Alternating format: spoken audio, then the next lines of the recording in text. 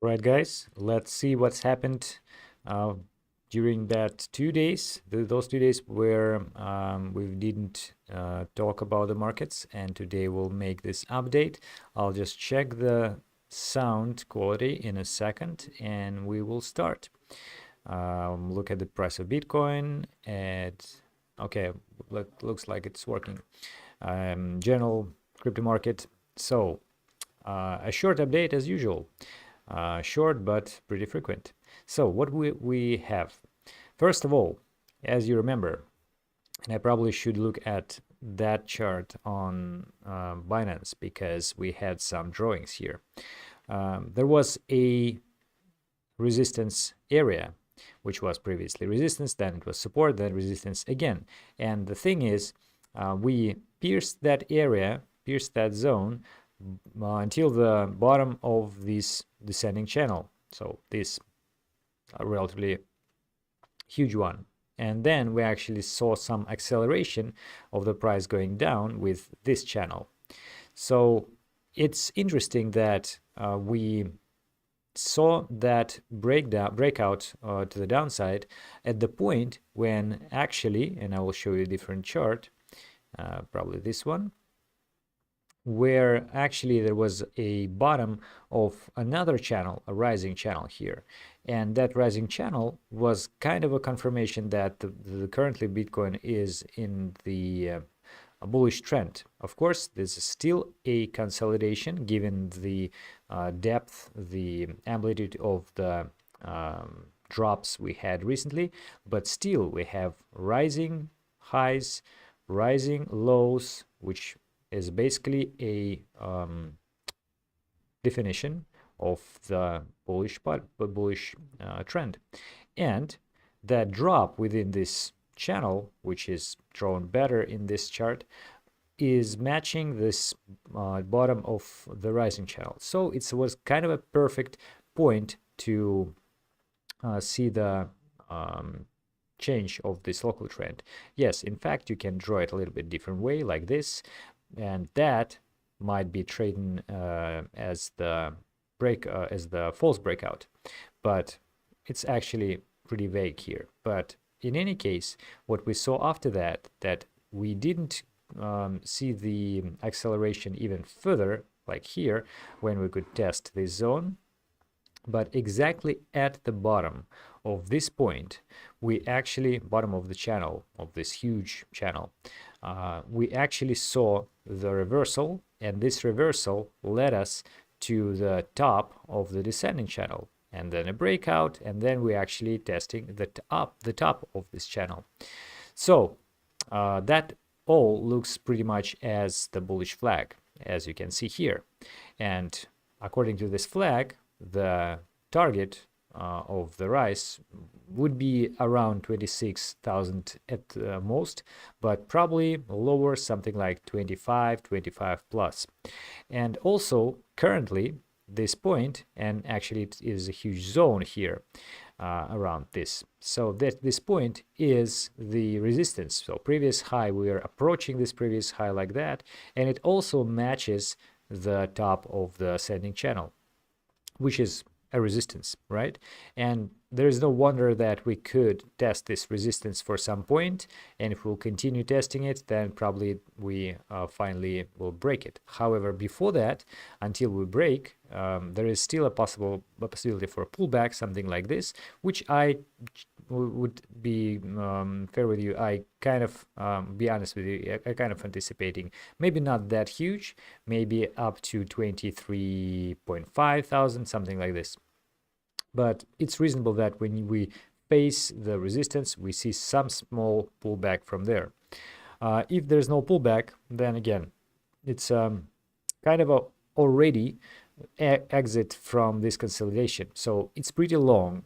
It's pretty narrow. Still, it is pretty narrow from $20,000, $24,000, $25,000. That means that we might see a major move within next few days, maybe even. I would still think that within a week or 2 weeks, but that could be up to 26 first, then 28 as the resistance, currently what was support before, and then eventually we have a major level there after, I think that was what that would be the level after which the price don't go up, something like this. So 37.7 because 0.5, okay, 37,000, because there was a bottom of this zone and was huge support. Now it is huge resistance, and this increase actually matches the major Fibonacci retracement level. Let me show you those on the chart with a longer time frame, something like this. So let me do that. So if I go and draw Fibonacci from here, oops, wait a sec, from here, then we'll get 61.8 Fibonacci at $36.5 thousand, which is a very reasonable level. And we often see that level playing out with price of Bitcoin. If we don't go there, if the rise and this rising correction stopped, then we probably stop at the previous one, 38.2, the previous important one. And again, it matches the bottom of this low. So everything is pretty reasonable here, meaning that the preferred scenario currently, again, in my opinion, is the bullish scenario. But no wonder I wouldn't be surprised at all, because there's still huge inertia, there's still huge downside pressure. So I wouldn't be surprised at all if we see, instead of the growth, instead of the new high for this correction, we will see a continuation of the decline, and then test of this channel bottom, and then this zone, and then make a lower low, maybe $15,000 or something. But again, this is less probable in my personal opinion. And all the other cryptocurrencies are kind of following that. So Ether is doing pretty well. It's already making a new high. Of course, we shall point out ETC. And ETC made a splendid move here. And again, as you can see, that was a perfect bullish flag. And it's actually even went further than the potential possible growth target. And in fact, here, I think that it's almost over. I think we're about to see the top for this rise. Maybe even from here, we'll see the correction, or maybe within maybe 10-20% more, and then we'll see the drop. So be careful with that if you have longs. Of course, not a financial advice, guys, but still. And don't forget that all that is happening just because we see the same trend with major indices, the major liquid markets like American S&P, for example, and we saw this downside channel broke into the upside. Of course, we had those news from the Federal Reserve that we saw the 75 points of the interest rates going up, but it was expected, and also the some of the claims that we see the economy of the United States and in the world is still okay, and will probably go up, so don't worry, guys. All that led to the price for indices going up. And at the same time, if you check the correlation between this price and BTC, what you will see here, that it's pretty much following the same trend. So all the highs and lows are the same, and locally they are doing pretty much same thing, as you can guess. Okay, that is pretty much it what I was going to update today. So let me check what's happening in the chat. If there is any question or comments, I will answer them. If not, then we'll wrap it up. Oh, I see Kartik here. Konnichiwa. Konnichiwa. 暑いね。日本。日本は本当に暑い。He's trying to speak with me in Japanese. Tuxedo saying, sorry for being late. No problem, no problem. It's not that regular, although it's pretty much 2-3 times a week already. So he's saying, but it does look like a bear flag, right? So I think what you're referring to, Tuxedo, is the major time frame where we can guess this is a flagpole here, and this is the body of the flag. So technically you may draw it like this. However, what I would say that this area is too long already.